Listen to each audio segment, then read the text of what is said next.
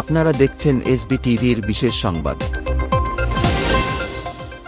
অনুদানভুক্ত ১৫১৯টি স্বতন্ত্র ইবতেদায়ী মাদ্রাসাকে পর্যায়ক্রমে জাতীয়করণের ঘোষণা দিয়েছেন কারিগরি ও মাদ্রাসা শিক্ষা বিভাগের যুগ্ম সচিব এস.এম. মাসুদুল হক। ৭ কলেজের শিক্ষার্থীদের বাস বন্ধ ও থানা ঘেরাও কর্মসূচি প্রত্যাহার।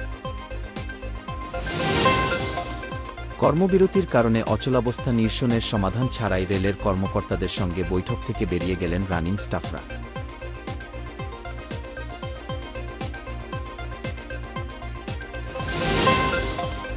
কৃত্রিম বুদ্ধিমত্তা সংক্রান্ত চীনা কোম্পানি ডিপসিকের তৈরি নতুন প্রযুক্তিকে যুক্তরাষ্ট্রের প্রতিষ্ঠানগুলোর জন্য সতর্কবার্তা হিসেবে উল্লেখ ডোনাল্ড ট্রাম্পের।